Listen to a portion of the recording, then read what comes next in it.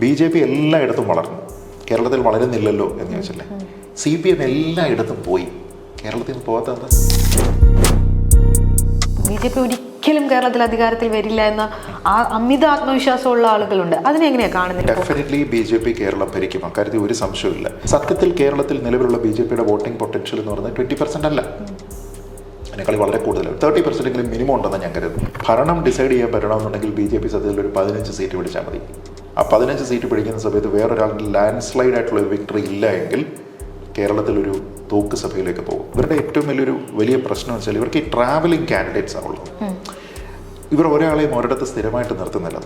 നിങ്ങളിപ്പം ശോഭാ സുരേന്ദ്രന് ഒരു മണ്ഡലം കൊടുക്കുന്നെങ്കിൽ ആസ്കർ ടു വർക്ക് ദെയർ. നമ്മൾ ഈ പറയുന്ന പൊളിറ്റിക്കൽ ഒപ്പീനിയൻ പോലെ പറയുന്ന ഒരു സ്ഥലവുമില്ല. നമ്മുടെ ഉള്ളിലെല്ലാം ഒരു കമ്മ്യൂണിസ്റ്റ് ഉണ്ട്. നമ്മുടെ നാട്ടിൽ എൻ്റെ ഉള്ളിലും കമ്മ്യൂണിസ്റ്റ് ഉണ്ട്. നമ്മുടെ നാട്ടിലുള്ള ആരുടെ ഉള്ളിലും ഒരു കമ്മ്യൂണിസ്റ്റ് ഉണ്ട്. അപ്പം നമ്മുടെ ജീവിതത്തിൻ്റെ ഭാഗമാണ് കമ്മ്യൂണിസ്റ്റ് പാർട്ടി. പിന്നെ നമ്മുടെ സാഹിത്യം, നമ്മുടെ കല, നമ്മുടെ സിനിമ, ഇതിലെല്ലാം ഈ പൊളിറ്റിക്സിൻ്റെ ഇൻവോൾവ്മെൻ്റ് ഉണ്ട്. ലാൽ സലാം എന്ന് പറയുന്ന ഒരു സിനിമ നമ്മൾ കാണുന്ന സമയത്ത് നമുക്കതിലൊരു അസ്വാഭാവികതയില്ല. അതൊരു പൊളിറ്റിക്കൽ പാർട്ടിയെ ഗ്ലോറിഫൈ ചെയ്യുന്നെന്നോ ആ പൊളിറ്റിക്കൽ പാർട്ടിയെക്കുറിച്ചുള്ള ആഭ്യന്തര വിമർശനം ഉണ്ടെന്നോ ഉള്ള രീതിയിലൊന്നും അല്ല നമ്മളത് കാണുന്നത്. കോൺഗ്രസ് മുക്ത ഭാരതം എന്നതാണല്ലോ BJP മുന്നോട്ട് വയ്ക്കുന്ന ഒരു കാര്യം.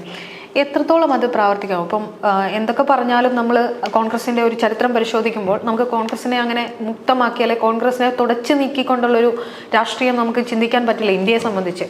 അപ്പോൾ BJP അങ്ങനെ വരുമ്പോൾ യഥാർത്ഥത്തിൽ അതൊരു സ്വേച്ഛാധിപത്യപരമായ ഒരു തോട്ടല്ലേ അത്?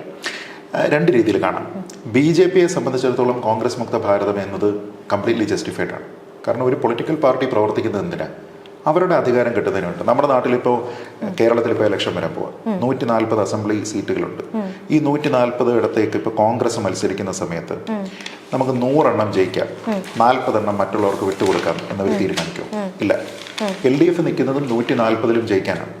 BJPയും അവർക്ക് അത്രയും ജയസാധ്യത ഇല്ലെന്ന് നമുക്കറിയാം. പക്ഷെ 140 ഇടത്തും അവർ നിൽക്കുന്നത് 140 ജയിക്കാനാണ്. അപ്പോൾ പൊളിറ്റിക്കലി ഒരാൾ മറ്റൊരാളിന് സ്പേസ് കൊടുക്കാനായിട്ട് ആഗ്രഹിക്കുന്നില്ല. ടു ദാറ്റ് എക്സ്റ്റെൻറ്റ് കോൺഗ്രസ് ശ്രമിക്കുന്നതിന് എല്ലായിടത്തും BJP പരാജയപ്പെടുന്നതാണ് അല്ലേ. അപ്പോൾ ഇവർ വേണമെങ്കിൽ BJP മുക്ത ഭാരതം എന്ന് പറയുന്നതിന് പകരം ഫാഷിസ്റ്റ് വിരുദ്ധ, ഫാഷിസ്റ്റ് മുക്ത എന്നൊക്കെ പറഞ്ഞിരിക്കും. പൊളിറ്റിക്കൽ മെസ്സേജിങ്ങിൽ അത് കറക്റ്റാണ്. BJPയുടെ ഉദ്ദേശം എന്താ? BJP എപ്പോഴെങ്കിലും ചിന്തിക്കുമോ ഇന്ത്യയിൽ 28 സ്റ്റേറ്റ് ഉണ്ട്, ശരി നമുക്കൊരു 20 എണ്ണം മതി, 8 സ്റ്റേറ്റ് നമ്മൾ മത്സരിക്കേണ്ട, മത്സരിച്ചാലും നമുക്കങ്ങ് തോറ്റു കൊടുക്കാം, അങ്ങനെയൊക്കെ ചിന്തിക്കൂ? ഇല്ല. അവരുടെ ഉദ്ദേശം എന്ന് പറഞ്ഞാൽ 28 ഇടവും ഭരിക്കാമെന്നാണ്. നമ്മളിപ്പോൾ രാഹുൽ ഗാന്ധിയോ KC വേണുഗോപാലിനെയോ വിളിച്ചിരുത്തിയിട്ട് ഇന്ത്യയിൽ 28 സ്റ്റേറ്റിൽ നിങ്ങൾക്ക് എത്ര ഇടത്ത് ഭരണം വേണമെന്നാണ് ആഗ്രഹം എന്ന് ചോദിച്ചാൽ അവരെന്ത് പറയും? 28 ഇടവും അല്ലേ. അല്ലാതെ ജനാധിപത്യത്തിൻ്റെ ആ ഒരു സാഹോദര്യം നിലനിർത്താൻ വേണ്ടി ഞങ്ങൾക്ക് ഒരു 16 എണ്ണം മതി എന്ന് പറയും? ഇല്ല.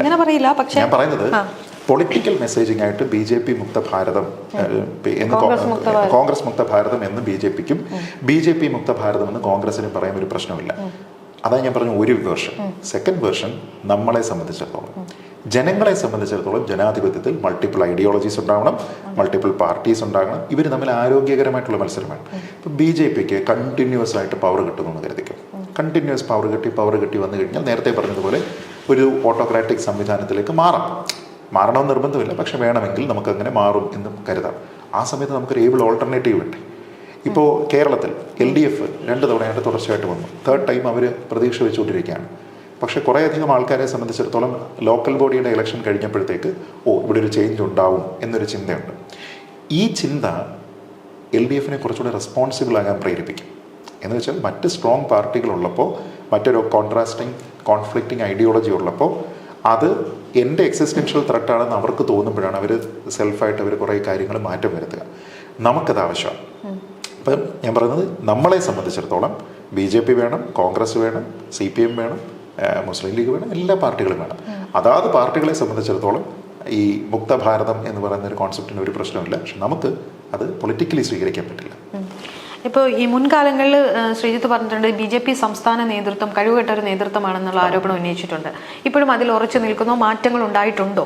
ഇപ്പം മാറ്റം വന്നിട്ടുണ്ട് ഇൻ ദ സെൻസ്, ഞാൻ ഈ അഭിപ്രായം പറയുന്ന സമയത്ത് they got A prolonged run. അതായത് ഞാനിപ്പോൾ ഒരാൾ അധികാരത്തിലേക്ക് വന്നിട്ട് 6 മാസം കഴിഞ്ഞിട്ടോ 1 വർഷം കഴിഞ്ഞിട്ടോ അല്ല പറഞ്ഞത്, മറിച്ച് മൾട്ടിപ്പിൾ ഇലക്ഷൻസിനെ ഫേസ് ചെയ്ത് അവിടെ ഒരു റിവൈവലിന് വേണ്ടിയിട്ടുള്ള സ്കോപ്പ് ഉണ്ടോ, അവരുടെ ട്രൂ പൊട്ടൻഷ്യൽ അവർ തിരിച്ചറിഞ്ഞിട്ടുണ്ടോ, അതിനു വേണ്ടിയിട്ട് എന്ത് ചെയ്യുന്നു, ഈ കാര്യങ്ങൾ നോക്കിയിട്ടാണ് പറഞ്ഞു. അതല്ലാതെ എനിക്ക് ഏതെങ്കിലും ഒരു വ്യക്തിയോടുള്ള വിരോധം കൊണ്ടോ ഇയാൾക്ക് പകരം ഞാൻ വേറൊരാളെ ഫേവർ ചെയ്യുന്നു എന്നതിൻ്റെ അടിസ്ഥാനത്തിൽ പറയുന്നതല്ല.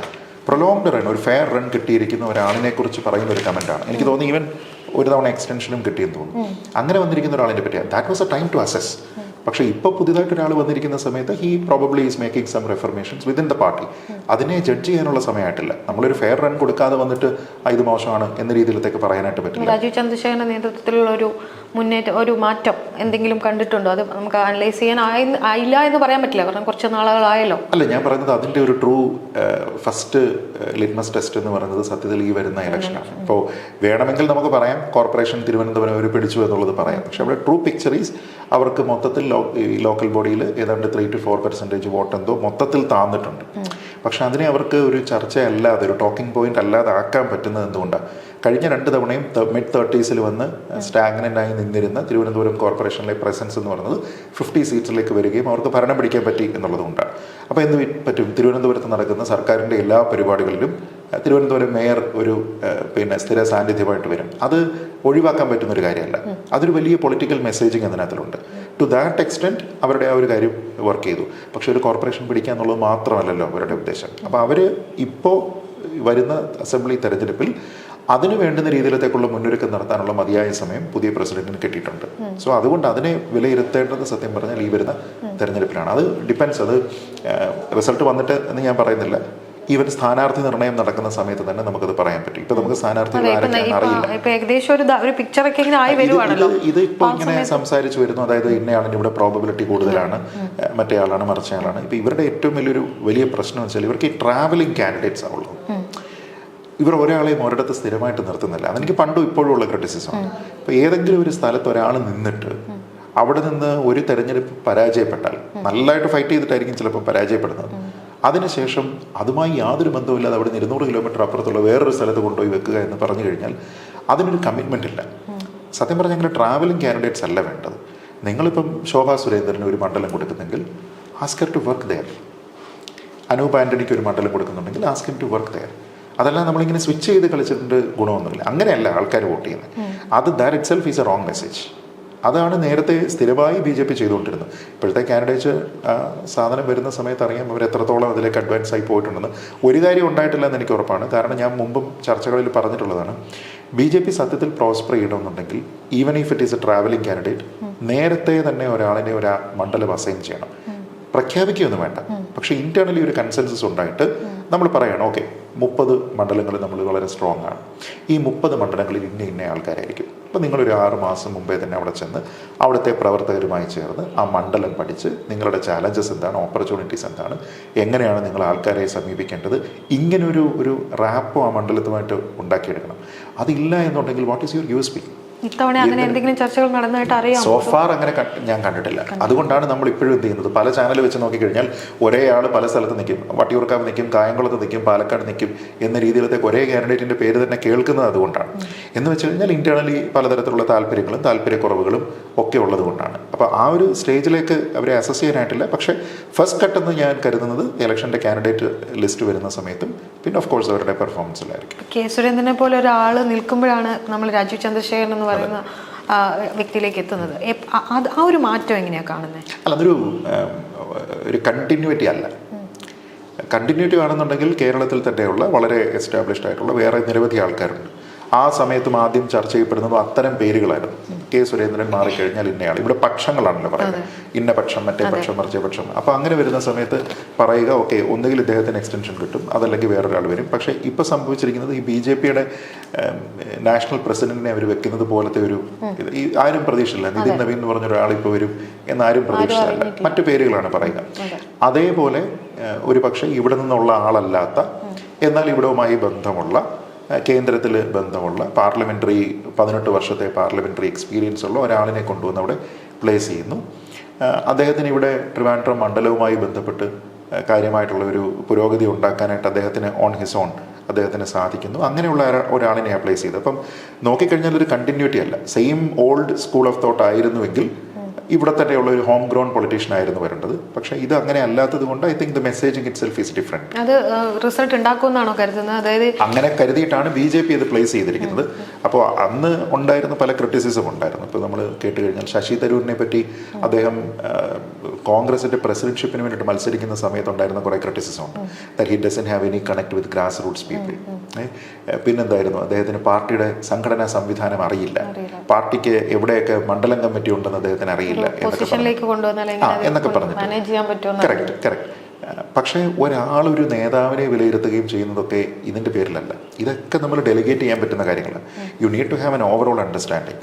അതല്ലാതെ ഇവിടെ എനിക്ക് ഇത്ര മണ്ഡലമുണ്ട്, എനിക്ക് ഇത്ര ഇതുണ്ട്, ഇന്ന ആളിൻ്റെ പേര് ഇന്നതാണ് എന്നതറിഞ്ഞുകൊണ്ട് തിരഞ്ഞെടുപ്പൊന്നും ജയിക്കാൻ പോകുന്നില്ല. അപ്പോൾ അതൊക്കെ എന്ന് വെച്ച് കഴിഞ്ഞാൽ ഒരു പ്രോബ്ലി ഒരു സ്കിൽ സെറ്റാണ്, നിങ്ങളുടെ റെപ്പറ്റോറിലുള്ള ഒരു സ്കിൽ സെറ്റ് മാത്രമാണ്. പക്ഷെ വേറെ കുറേ കാര്യങ്ങളുണ്ടാവും. പ്രോബബ്ലി കേന്ദ്രത്തിൽ നിന്നുള്ള കമ്മ്യൂണിക്കേഷൻ അതേ രീതിയിൽ ഇഫക്റ്റീവായിട്ട് നടപ്പാക്കുക എന്നുള്ളതായിരിക്കും. അവർക്ക് കുറച്ചുകൂടെ കംഫർട്ടബിൾ ആയിട്ടുള്ള ഒരു ഇക്വേഷനുള്ള ഒരാളെന്ന രീതിയിലായിരിക്കാം. അങ്ങനെ പല കാര്യങ്ങളുണ്ടെന്നിരിക്കാം. അപ്പം അതുകൊണ്ട് ആ രീതിയിലത്തേക്ക് അസസ് ചെയ്യുന്നതിനകത്ത് കാര്യമൊന്നും ഒരു പാർട്ടിയാണ്, ഒന്നും കാണാതെ അത്ര ഒരു തീരുമാനം എടുക്കാൻ സാധ്യത, അവരും ഈ ചിന്തകളൊക്കെ ഉണ്ടാവുമല്ലോ ഇങ്ങനെ ഒരു തീരുമാനം. റിസൾട്ടാണ് അവരുടെ താല്പര്യം. പക്ഷെ ആ റിസൾട്ട് തന്നെ ഒരു വലിയ ഗ്രൗണ്ട് ബ്രേക്കിംഗ് റിസൾട്ട് എന്ന രീതിയിലത്തേക്കാണോ അതോ പ്രസൻസ് അറിയിക്കുക എന്നുള്ളതാണ്. ഇപ്പൊ അസംബ്ലിയിൽ ഇല്ലല്ലോ. അതോ ഇനിയിപ്പോ മറ്റു സംസ്ഥാനങ്ങളിലെ ഇംപ്ലിമെന്റേഷൻ കേരളത്തിൽ ഫലവത്താവാത്തതാണോ? കാരണം മറ്റ് സംസ്ഥാനങ്ങളിൽ ഇവർ ഇതേപോലെ പറയപ്പെട്ട സംസ്ഥാനങ്ങളിലെല്ലാം അവർ ഗെയിൻ ചെയ്തു. ഫോർ എക്സാമ്പിൾ ത്രിപുര, അവിടെ ആരും പ്രതീക്ഷിച്ചിട്ടുണ്ടായിരുന്നില്ല. 1-2 സീറ്റ് ഉണ്ടായിരുന്നിടത്ത് നിന്ന് വലിയ മെജോറിറ്റിയിലേക്ക് അവർ ഭരണം പിടിക്കുക എന്നുള്ളത് ആരും വിചാരിച്ചിരുന്നില്ല. ഞാൻ പലപ്പോഴും പറയാറുണ്ട്, ഈ രാഷ്ട്രീയം എന്നൊക്കെ പറയുന്നത് വടംവലി പോലെയാണ്. എനിക്ക് എൻ്റെ ശക്തി എന്നെ ഹെൽപ്പ് ചെയ്യും എന്ന് പറയുന്നത് പോലെ അപ്പുറത്ത് നിൽക്കുന്ന ആളിൻ്റെ ദൗർബല്യവും എനിക്കാണ് ഗുണമാവുക. CPM അവിടെ സ്വയം നശിച്ചു. വേറൊരു ഓൾട്ടർനേറ്റീവ് അവിടെ ഇല്ല. അവരെ എല്ലാം അവർ വിഴുങ്ങിയിരുന്നു. എന്നിട്ട് ഇവരൊരു ഏകാധിപത്യപരമായിട്ട് പോകുന്ന സമയത്ത് എന്ത് ചെയ്യും? നാട്ടുകാർക്ക് ഞാൻ നേരത്തെ പറഞ്ഞ CPM മുക്ത ഭാരതം അല്ലെങ്കിൽ CPM മുക്ത ത്രിപുര എന്ന കോൺസെപ്റ്റ് ചിന്തിക്കേണ്ട. പക്ഷെ നാട്ടുകാരെ സംബന്ധിച്ചിടത്തോളം ഓക്കെ, ഇതൊരു പ്രശ്നമായി മാറിയിട്ടുണ്ടെങ്കിൽ ഐ നീഡ് എൻ ഓൾട്ടർനേറ്റീവ്. അപ്പോൾ എന്ത് ചെയ്യും? അവർ വേറൊരാളെ നോക്കി, ഗ്രോത്ത് പൊട്ടൻഷ്യലുള്ള ഒരാളിനെ നോക്കി, അങ്ങനെ അവർ കിട്ടിയത്. ആം ആദ്മി പാർട്ടി എങ്ങനെ പഞ്ചാബ് പിടിക്കുന്നത്? പഞ്ചാബ് പിടിക്കുന്നതിന്റെ കാരണം എന്താ? ഇതൊക്കെ പരിശോധിക്കുമ്പോൾ നമുക്ക് മനസ്സിലാവുന്നു ഇതിനൊന്നും കേരളത്തിൽ വളക്കൂറുണ്ടാക്കാൻ പറ്റുന്നില്ല എന്നുള്ള വലിയൊരു കാര്യം. അതുകൊണ്ടാണ് ഞാൻ തുടക്കത്തിൽ പറഞ്ഞ ആദ്യത്തെ ചോദ്യത്തിന്റെ മറുപടിയിൽ ഞാൻ പറഞ്ഞു, ഇത്രത്തോളം ഡൈനമിക്കും ഇത്രയും വോളറ്റൈൽ ആയിട്ടുള്ള പൊളിറ്റിക്സ് വേറെ എങ്ങുമില്ല. നമ്മൾ ഈ പറയുന്ന പൊളിറ്റിക്കൽ ഒപ്പീനിയൻ പോലെ പറയുന്ന ഒരു സ്ഥലവുമില്ല. നമ്മുടെ ഉള്ളിലെല്ലാം ഒരു കമ്മ്യൂണിസ്റ്റ് ഉണ്ട്.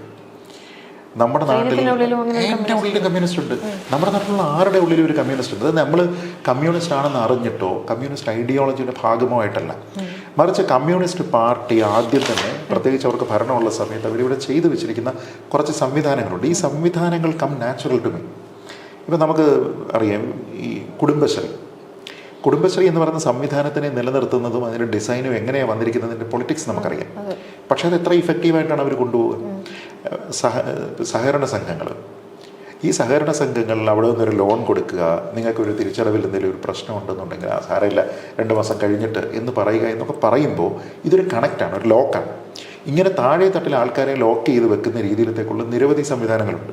അപ്പോൾ ഈ സംവിധാനങ്ങളെല്ലാം നമ്മുടെ ജീവിതത്തിന് ഏതെങ്കിലും ഘട്ടത്തിൽ ടച്ച് ചെയ്യുന്നതാണ്, അല്ലേ? നമ്മുടെ നാട്ടിൽ തൊഴിലുറപ്പ് പദ്ധതിക്ക് വരുന്ന ഒരാൾ, കുടുംബശ്രീയിൽ ഉള്ള ഒരു ചേച്ചി, ഇവരെല്ലാം നമ്മുടെ ജീവിതത്തിൻ്റെ ഭാഗം. അപ്പോൾ ഇവരുടെ രീതി, അവരുടെ ലൈഫ്, അവരുടെ പൊളിറ്റിക്സ് എല്ലാം നമുക്കറിയാം. നമ്മൾ വളർന്നു വരുന്ന പരുവം മുതൽ ഇങ്ങനെ പരസ്പര സഹായ സഹകരണ സംഘങ്ങൾ, ഇങ്ങനത്തെ ഒരുപാട് സംവിധാനങ്ങൾ ഈ താഴത്തെ ലെവലിലുണ്ട്. അപ്പം നമ്മുടെ ജീവിതത്തിൻ്റെ ഭാഗമാണ് കമ്മ്യൂണിസ്റ്റ് പാർട്ടി. പിന്നെ നമ്മുടെ സാഹിത്യം, നമ്മുടെ കല, നമ്മുടെ സിനിമ, ഇതിലെല്ലാം ഈ പൊളിറ്റിക്സിൻ്റെ ഇൻവോൾവ്മെൻ്റ് ഉണ്ട്. അതുകൊണ്ട് തന്നെ നമുക്ക് പലപ്പോഴും പറയുന്ന ഓഫ് റിപ്പീറ്റഡ് ഒരു സാധനമാണ്, ലാൽ സലാം എന്ന് പറയുന്ന ഒരു സിനിമ നമ്മൾ കാണുന്ന സമയത്ത് നമുക്കതിലൊരു അസ്വാഭാവികതയില്ല. അതൊരു പൊളിറ്റിക്കൽ പാർട്ടിയെ ഗ്ലോറിഫൈ ചെയ്യുന്നെന്നോ ആ പൊളിറ്റിക്കൽ പാർട്ടിയെക്കുറിച്ചുള്ള ആഭ്യന്തര വിമർശനം ഉണ്ടെന്നോ ഉള്ള രീതിയിലൊന്നും അല്ല നമ്മളത് കാണുന്നത്. നമ്മളത് കാണുന്നത് നമ്മുടെ ഉള്ളിലുള്ളൊരു കമ്മ്യൂണിസ്റ്റ് ഉണ്ട് അവിടെ. ആ കമ്മ്യൂണിസ്റ്റ് മോഹൻലാൽ പറയുന്ന ചില ഡയലോഗുകൾക്കൊപ്പം നിൽക്കും, ചില സമയങ്ങളിൽ സേതുവിനൊപ്പം നിൽക്കും, ചില സമയത്ത് മുരളിയുടെ ക്യാരക്ടറിനൊപ്പം DKക്കൊപ്പം നിൽക്കും, അല്ലേ? അതിൻ്റെ കാരണം എന്താ? ഇത് നമുക്ക് മനസ്സിലാകുന്നതുകൊണ്ടാണ്, നമുക്കത് സ്വീകാര്യമായതുകൊണ്ട് നമുക്കതിനകത്ത് പ്രശ്നമില്ല. പിന്നീട് അങ്ങനെ വന്നിരിക്കുന്ന എത്രയോ സിനിമകളുണ്ട്. ഇപ്പോൾ രക്തസാക്ഷികൾ സിന്ദാബാദ് എന്ന് പറയുന്ന സിനിമ വന്നു. പക്ഷേ കോൺഗ്രസ് രാഷ്ട്രീയം പറയുന്ന ഒരു സിനിമയോ BJP രാഷ്ട്രീയം പറയുന്ന ഒരു സിനിമയോ വന്നാൽ ഈ അക്സെപ്റ്റൻസ് ഇല്ല. അതെന്തുകൊണ്ടാണെന്ന് വെച്ചാൽ ഞാൻ നേരത്തെ പറഞ്ഞ നമ്മുടെ ഉള്ളിലെല്ലാം കമ്മ്യൂണിസ്റ്റ് ഉണ്ട്. ഇപ്പോൾ കമ്മ്യൂണിസ്റ്റ് പ്രിൻസിപ്പിൾസ് കുറേ കാര്യങ്ങൾ, ഇപ്പം അവരുടെ പോളിസി നോക്കൂ. ഹെൽത്ത് എന്ന് പറയുന്നത് ഗവൺമെൻറ് കൈകാര്യം ചെയ്യേണ്ട ഒരു വിഷയമാണ് എന്ന് പറയുന്നത് is A left ideology. It's part of A left ideology. അപ്പോൾ എന്ത് ചെയ്യും? നമ്മൾ ചെറുപ്പം മുതൽ കാണുന്നത് പ്രൈമറി ഹെൽത്ത് സെൻ്ററുകൾ, ഗവൺമെൻറ് ആശുപത്രികൾ, താലൂക്ക് ആശുപത്രി, ജില്ലാ ആശുപത്രി, ഗവൺമെൻറ് മെഡിക്കൽ കോളേജ്, ഈ സംവിധാനത്തിന് നമുക്ക് പരിചയമുണ്ട്. ഒരു ചികിത്സ വേണം, എന്തെങ്കിലും ഒരു കാര്യം ഉണ്ടെങ്കിൽ മരുന്ന് മേടിക്കാൻ വേണ്ടിയിട്ട് പോകുന്നു എന്ന് പറയുന്ന സമയത്ത് ഇതൊരു ലെഫ്റ്റ് ഐഡിയോളജിയുടെ ഭാഗമാണ്. അതല്ല ഒരു റൈറ്റ് വിങ് ഐഡിയോളജിയുടെ ഭാഗമാണ് എങ്കിൽ ഫെസിലിറ്റി നിങ്ങൾ പ്രൊവൈഡ് ചെയ്യൂ, ഗവൺമെൻറ് കുറച്ച് ഷെയർ ഇടും, ബാക്കി മുഴുവൻ പ്രൈവറ്റ് അല്ലേ? അപ്പോൾ ഇത് പല സ്ഥലങ്ങളിലും ഗവൺമെൻറ് എഡ്യൂക്കേഷൻ, ഇങ്ങനത്തെ എന്തെല്ലാം കാര്യങ്ങളിൽ ഈ ലെഫ്റ്റ് ഐഡിയോളജി ഉണ്ട്. ഞാൻ പറഞ്ഞത് അവരതിനെ അപ്സ്കെയിൽ ചെയ്യാനായിട്ട് അവർക്ക് പറ്റിയില്ല. അവിടെയാണ് അവരുടെ പരാജയം വന്നത്. ഞാൻ പറഞ്ഞത് ഇതെല്ലാം നമുക്ക് സ്വീകരിക്കാം. ഇന്നത്തെ കാലത്ത് നമ്മൾ ചിലപ്പം ഗവൺമെൻറ് ആശുപത്രിയിൽ പോകുന്നുണ്ടാവില്ല എന്ന് കരുതി ഗവൺമെൻറ് ഹോസ്പിറ്റൽസ് ഇനി വേണ്ട എന്ന് പറഞ്ഞു കഴിഞ്ഞാൽ നമ്മൾ സമ്മതിക്കുമോ? ഇല്ല. ഗവൺമെൻറ് ഹോസ്പിറ്റൽസ് ആ സിസ്റ്റം വേണം, അത് കാര്യക്ഷമമായി പോകണം എന്നാണ് നമ്മൾ ആഗ്രഹിക്കുന്നത്. അതൊരു ലെഫ്റ്റിസ്റ്റ് മെൻറ്റാലിറ്റിയാണ്. ഞാൻ പറഞ്ഞത് ഞാൻ കമ്മ്യൂണിസ്റ്റ് ആണോ, അതിൽ ഞാൻ മാർക്സിസ്റ്റ് ആണോ, ഇങ്ങനൊന്നും ചിന്തിച്ചിട്ടല്ല. ആ ഐഡിയോളജി എന്നിലുണ്ട്, അങ്ങനെ നമ്മുടെ എല്ലാവരുടെയും ഉള്ളിലുണ്ട്. അതുകൊണ്ടാണ് ഈ കോൺട്രാസ്റ്റിംഗ് ആയിട്ട് വേറൊരു കാര്യം പറയാം. BJP എല്ലായിടത്തും വളർന്നു, കേരളത്തിൽ വളരുന്നില്ലല്ലോ എന്ന് ചോദിച്ചല്ലേ. CPM എല്ലായിടത്തും പോയി, കേരളത്തിൽ നിന്ന് പോകാത്തത് സെയിം. അവിടെ അതിൻ്റെ മറുപടിയുണ്ട്. എന്തുകൊണ്ട് കേരളത്തിൽ നിൽക്കുന്നു? അപ്പം രണ്ട് രീതിയിൽ പറയാം. ആൾക്കാർ പറയുമ്പോൾ ഞങ്ങൾ എല്ലാത്തിനെയും റെസിസ്റ്റ് ചെയ്ത് നിൽക്കുന്ന ആൾക്കാരാണ്. അങ്ങനെയാണെങ്കിൽ ഇന്ത്യ മുഴുവൻ തൂത്തെറിഞ്ഞ പ്രത്യയശാസ്ത്രത്തിനെ തലയിൽ ചുമന്ന് വെച്ചിരിക്കുന്നതും നമ്മൾ തന്നെ അല്ലേ? ആ വ്യത്യാസം ഇവിടെയുണ്ട്. അപ്പോൾ അതിൻ്റെ കാരണം, അതുകൊണ്ടാണ് ഞാൻ പറഞ്ഞത്, നമ്മുടെ ഉള്ളിൽ ഒരു ലെഫ്റ്റിസ്റ്റ് ഉള്ളത് കൊണ്ടാണ് ഇവിടെ ഈ പറയുന്ന സാധനം സത്യത്തിൽ പ്രോസ്പർ ചെയ്യാത്തതെന്നാണ്. ഇപ്പോൾ പറഞ്ഞതിനോട് കൂട്ടിച്ചേർത്ത് പറയുകയാണെങ്കിൽ കുറച്ച് ആളുകൾ ഇപ്പോഴും വിശ്വസിക്കുന്നുണ്ട്, വളരെ ഹാർഡ് കോർ ആയിട്ടുള്ള ആളുകൾ ഇപ്പോഴും വിശ്വസിക്കുന്നുണ്ട് BJP ഒരിക്കലും കേരളത്തിൽ അധികാരത്തിൽ വരില്ല എന്ന ആ അമിത ആത്മവിശ്വാസമുള്ള ആളുകളുണ്ട്. അതിനെ എങ്ങനെയാണ് കാണുന്നത്? ശരിക്കും അങ്ങനെ ഒരു കാലം വരുമോ, അതോ BJPയുടെ ഒരു മാറ്റം അങ്ങനെ ഉണ്ടാകുമോ, അതോ മറ്റവർ വിശ്വസിക്കുന്ന പോലെ തന്നെയാണോ ഇനി അങ്ങോട്ടേക്കുള്ള കേരളത്തിന്? ഡെഫിനറ്റ്ലി BJP കേരളം ഭരിക്കും, അക്കാര്യത്തിൽ ഒരു സംശയമില്ല. ഇന്നോ നാളെയോ എന്നുള്ളതല്ല. BJPയുടെ ഗ്രോത്ത് നോക്കിയാൽ മതി. നാഷണൽ ലെവലിൽ നോക്കൂ. നാഷണൽ ലെവലിൽ അവർ 2 സീറ്റുകളിൽ നിന്ന് അടുത്ത തെരഞ്ഞെടുപ്പ് ആകുമ്പോഴത്തേക്ക് അവർ എത്ര സീറ്റിലേക്ക് വന്നു? ആ 2 സീറ്റ് ഉണ്ടായിരുന്നിടത്ത് നിന്ന് ഇന്ത്യ ഭരിക്കാനായിട്ട് അവർ എത്ര ചുരുങ്ങിയ കാലം കൊണ്ട് അവർക്ക് ഇന്ത്യ ഭരിക്കാനായിട്ട് സാധിച്ചു. ത്രിപുര നോക്കൂ, ഇതേപോലെ 2 സീറ്റെന്തോ മറ്റോ ഉണ്ടായിരുന്നിടത്ത് നിന്ന് അവർ വലിയ മെജോറിറ്റിയിലേക്ക് അവരത് പിടിച്ചു. അങ്ങനെ ഇന്ത്യയിലുള്ള എല്ലാ സംസ്ഥാനങ്ങളിലും ഇവർ മറ്റ് പാർട്ടികളെ നശിപ്പിച്ചിട്ട് അതിനെ ഇല്ലാതെയാക്കി അവരുടെ പൊളിറ്റിക്കൽ കാര്യത്തിനെ അപ്രസക്തമാക്കിയിട്ട് അവർ ഭരണത്തിൽ വന്നിട്ടുണ്ട്. കേരളത്തിൽ ഇപ്പോൾ എനിക്ക് വ്യക്തിപരമായിട്ട് അറിയാവുന്ന ഒരു കാര്യം പറയാം. അത് പക്ഷേ നമ്മുടെ എല്ലാവരുടെയും ജീവിതത്തിൽ നമുക്ക് അറിയാവുന്ന കാര്യങ്ങളാണ്. നമ്മുടെ നാട്ടിൽ തിരഞ്ഞെടുപ്പിന് പോകുന്ന സമയത്ത് ആൾക്കാർക്ക് 2 ചിന്തയുള്ളത്. ഒന്ന്, ഈ ഭരിക്കുന്നവൻ അവനെ അനുവദിക്കണോ തുടർന്ന്, അതോ അവൻ മാറണോ? ഇപ്പം LDF ഭരിക്കുന്ന സമയത്ത് ഞാൻ വോട്ട് ചെയ്യാൻ പോളിംഗ് ബൂത്തിൽ പോകുന്നത് LDF തുടരണോ, LDFനെ മാറ്റണോ, ഇതാണ്. അല്ലാതെ LDFന് വോട്ട് ചെയ്യണോ, UDFന് വോട്ട് ചെയ്യണോ, BJPക്ക് വോട്ട് ചെയ്യണോ എന്ന ചിന്തയെ എനിക്കില്ല. ഒന്നുകിൽ ഭരിക്കുന്നവൻ തുടരണം, അല്ലെങ്കിൽ അവൻ മാറണം, അത്രേ ഉള്ളൂ. അല്ലാതെ അവനെ മാറ്റി ഇന്നവനെ കൊണ്ടുവരാമെന്നില്ല. ഇവൻ മാറണം എന്നുള്ളതാണ് എൻ്റെ ചിന്തയെങ്കിൽ ഞാൻ പോകുന്നത് ഓൾട്ടർനേറ്റീവിലേക്കാണ്. അവിടുത്തെ ഓൾട്ടർനേറ്റീവ് ആരാ? LDF പോകണമെങ്കിൽ UDF ആണ് ഓൾട്ടർനേറ്റീവ്. BJP അവിടെ വന്നിട്ടില്ല. അപ്പോൾ BJPക്ക് നാച്ചുറലി വോട്ട് ചെയ്യാൻ താല്പര്യമുള്ള ആളും UDFനെ വോട്ട് ചെയ്യുള്ളൂ. കാരണം എന്താ? എൻ്റെ ഉദ്ദേശം LDF മാറണം, BJPക്ക് കൊടുത്തിട്ട് കാര്യമില്ല. കാരണം അവർക്ക് സ്വന്തമായിട്ട് ഗവൺമെൻറ് ഉണ്ടാക്കാൻ പറ്റുന്ന സ്റ്റാറ്റസ് അല്ല. അപ്പം ഞാൻ എന്ത് ചെയ്യും? കോൺഗ്രസ്സിന് കൊടുക്കും. ഇതേപോലെ കോൺഗ്രസ് ഭരിക്കുന്ന സമയത്ത് LDFന് വോട്ട് ചെയ്യുന്നതും ഇതേപോലെ താല്പര്യമുള്ള ആൾക്കാർ ചെയ്യും. കാരണം അത് ആൻറ്റി കോൺഗ്രസ് വോട്ടായിരിക്കും അവിടെ പോവുക. മറ്റേതാണെങ്കിൽ ആൻറ്റി ലെഫ്റ്റ് വോട്ട് പോകും. അപ്പോൾ BJPക്ക് അവരുടെ ഒറിജിനൽ പൊട്ടൻഷ്യലിലേക്ക് വന്നിട്ടില്ല. ഇപ്പം ഞാൻ പറയാം, നമ്മൾ ശതമാന കണക്ക് നോക്കിയാൽ എനിക്കൊന്ന് കഴിഞ്ഞ ലോക്സഭാ തെരഞ്ഞെടുപ്പിൽ എന്താണ് ഓൾമോസ്റ്റ് 20% അടുത്ത് എന്തോ വന്നു. സത്യത്തിൽ കേരളത്തിൽ നിലവിലുള്ള BJPയുടെ വോട്ടിംഗ് പൊട്ടൻഷ്യൽ എന്ന് പറയുന്നത് 20% അല്ല, അതിനേക്കാൾ വളരെ കൂടുതലാണ്. 30% മിനിമം ഉണ്ടെന്ന് ഞാൻ കരുതുന്നത്. ബാക്കി 10% വോട്ട് ചെയ്യില്ല. അവർ ഈ ചേഞ്ചിന് വേണ്ടിയിട്ട് ചെയ്യുന്നവരാണ്. ഇവർക്ക് ബുദ്ധിമുട്ടൊന്നുമില്ല വോട്ട് ചെയ്യാൻ, പക്ഷേ അവർ ചേഞ്ചിന് വേണ്ടിയിട്ടാണ്. അത് വോക്കലായിട്ട് പറഞ്ഞിരിക്കുന്ന ആൾക്കാർ വരെയുണ്ട്. BJP ഐഡിയോളജിയൊക്കെ എടുത്തതിന് ശേഷം പക്ഷേ വോക്കലായിട്ട് നമുക്ക് ഭരണമാറ്റമാണ് വേണ്ടത് എന്ന രീതിയിലത്തേക്ക് പറയുന്ന ആൾക്കാരുണ്ട്. അപ്പം ഞാൻ പറഞ്ഞത്, വൺസ് അസംബ്ലി ഒരു 3-4 സീറ്റ് ഇവർക്ക് കിട്ടിയാൽ ആൾക്കാർ ട്രസ്റ്റ് ചെയ്യാൻ തുടങ്ങും. അങ്ങനെ ട്രസ്റ്റ് ചെയ്ത് കഴിഞ്ഞാൽ ഓക്കെ, ഇവർക്ക് വോട്ട് ചെയ്താൽ എൻ്റെ വോട്ട് വേസ്റ്റ് ആവില്ല, ആ ചിന്തയോടുകൂടി പിന്നീട് ഇവർക്ക് വോട്ട് കിട്ടും. അങ്ങനെ കിട്ടിക്കഴിഞ്ഞാൽ അത് ഗ്രോ ചെയ്യും. അത് പിന്നീട് ഒരു 2-3 ലക്ഷം കഴിയുമ്പോഴത്തേക്ക് സിഗ്നിഫിക്കൻറ്റ് സൈസിലേക്ക് വരും. കേരളത്തിൽ BJP ഒരു 10-15 സീറ്റ് പിടിക്കുന്ന സാഹചര്യം ആലോചിച്ച് നോക്കും. തൂക്ക് സഭ എന്ന രീതിയിലത്തേക്ക് പോലും പോകും. എന്നുവെച്ചാൽ BJPയുടെ ഒറിജിനൽ പൊട്ടൻഷ്യൽ ഈ 72 സീറ്റ് കിട്ടുക എന്നുള്ളതല്ല. ഭരണം ഡിസൈഡ് ചെയ്യാൻ പറ്റണമെന്നുണ്ടെങ്കിൽ BJP സത്യത്തിൽ ഒരു 15 സീറ്റ് പിടിച്ചാൽ മതി. ആ 15 സീറ്റ് പിടിക്കുന്ന സമയത്ത് വേറൊരാളുടെ ലാൻഡ് സ്ലൈഡ് ആയിട്ടുള്ള ഒരു വിക്ടറി ഇല്ല എങ്കിൽ കേരളത്തിലൊരു തൂക്ക് സഭയിലേക്ക് പോകും. ഞാൻ പറഞ്ഞ അവിടെയാണ് അവരുടെ പൊട്ടൻഷ്യൽ. അതുകൊണ്ട് അവർ സത്യം പറഞ്ഞാൽ ഫോക്കസ് ചെയ്യേണ്ടത് അവർക്ക് ഏറ്റവും കൂടുതൽ വോട്ട് കിട്ടുന്ന 30 മണ്ഡലങ്ങൾ എടുക്കുക, അല്ലെ 40 മണ്ഡലം എടുക്കുക. സുരേന്ദ്രൻ പറഞ്ഞാലും 30 മണ്ഡലങ്ങൾ കിട്ടും ആ ഒരു പ്രതീക്ഷയിലേക്ക് പോകും. അതൊരു ബ്ലണ്ടർ ആയിട്ടുള്ള ഒരു സ്റ്റേറ്റ്മെന്റ് ആണ് അത്. It was not even a statement, it was a blunder. കാരണം അസംബ്ലിയിൽ ഒരു സീറ്റും ഇല്ലാതിരിക്കുന്ന സമയത്ത്, അല്ലെങ്കിൽ ഒരു സീറ്റ് ഉള്ളപ്പോൾ അതിൽ നിന്ന് ഞാൻ എത്രയായിട്ട് വളരുമെന്നാണ് പറയുക. 35 ആണെന്നുണ്ടെങ്കിൽ ലോജിക്ക് വേണ്ടേ? ഞാൻ പറയുന്നത് 35 സീറ്റ് കിട്ടി ഭരിക്കും, ശരി, ഏതായി 35 സീറ്റ് പോട്ടെ, ആരായി 35 കാൻഡിഡേറ്റ്സ് അല്ലേ? അങ്ങനെ ഒരു പ്രശ്നമല്ലേ? ഇപ്പോൾ തൃശ്ശൂർ സുരേഷ് ഗോപി ജയിച്ചു. തൃശ്ശൂർ 7 നിയമസഭാ മണ്ഡലങ്ങളുണ്ട് അല്ലേ? ഈ 7 എണ്ണത്തിൽ എനിക്ക് തോന്നുന്നു 6 എണ്ണത്തിലോ മറ്റോ അദ്ദേഹം ലീഡ് ചെയ്യുകയും ചെയ്തിട്ടുണ്ട്. ഈ 6 എണ്ണവും ഇത്തവണ BJP കിട്ടും എന്ന് പറയാൻ പറ്റും? ഇല്ല. ഇനി 6 എണ്ണം കിട്ടുമെങ്കിൽ ആരാ BJPയുടെ ഈ 6 കാൻഡിഡേറ്റ്സ്? ഞാൻ പറഞ്ഞ അവിടെ പ്രശ്നമില്ല. അത് സുരേഷ് ഗോപിയുടെ വിജയമാണ്. പൊളിറ്റിക്കലി പുള്ളി നേടിയ വിജയമാണ്, കാരണം പൊളിറ്റിക്സ് പറഞ്ഞാണ് ജയിച്ചത്. പക്ഷേ സുരേഷ് ഗോപിയുടെ വിജയമാണ്. നമ്മുടെ എസ്റ്റിമേറ്റ് പാളുന്നത്, അല്ലെങ്കിൽ പാർട്ടിയുടെ എസ്റ്റിമേറ്റ് പാളുന്നത്, ഈ ഒരു ചേഞ്ച് മണ്ഡലത്തിലുണ്ടായി, അപ്പോൾ ഈ 6 മണ്ഡലങ്ങൾ നമുക്കിനി കിട്ടും എന്ന് വിചാരിച്ചാൽ അതുകൊണ്ട് കാര്യമില്ല. ഇപ്പോൾ കഴിഞ്ഞ ഇലക്ഷൻ കഴിഞ്ഞപ്പോഴത്തേക്ക് അവർ കണക്ക് പറഞ്ഞു ഞങ്ങൾ 11 അസംബ്ലി സെഗ്മെന്റുകളിൽ ഒന്നാമത് വന്നു എന്ന് പറഞ്ഞു. അപ്പോൾ 11-ൽ 6 സുരേഷ് ഗോപിയാണ്, മറ്റുള്ളിടത്ത് ഈ 5 എണ്ണം വേറെ ഉള്ളൂ. അത് ഒരു ഇതിലേക്ക് ട്രാൻസ്ലേറ്റ് ചെയ്യുന്ന ഒരു സംഭവമല്ല. അപ്പം ഞാൻ പറഞ്ഞ അങ്ങനത്തെ കുറേ ഫൈനർ പോയിന്റ്സ് ഉണ്ട്, അവിടെയാണ് ഇത് ഡിസൈഡ് ചെയ്യപ്പെടുന്നത്. ഈ ചോദിച്ച ചോദ്യത്തിൻ്റെ സിമ്പിൾ ആൻസർ, വൺസ് BJP കുറേ സീറ്റ് ജയിക്കും എന്നുള്ളൊരു സാഹചര്യം അവർക്ക് പ്രൂവ് ചെയ്യാൻ പറ്റിക്കഴിഞ്ഞാൽ അതിൻ്റെ സക്സസീവ് ഇലക്ഷൻസിൽ അവർക്ക് എക്സ്പോണൻഷ്യൽ ഗ്രോത്ത് ഉണ്ടാകാനുള്ള എല്ലാ സാധ്യതയുണ്ട്. അൾട്ടിമേറ്റ്ലി ഡെഫിനറ്റ്ലി അവർ പവറിലും വരും, ഒരു സംശയമില്ല.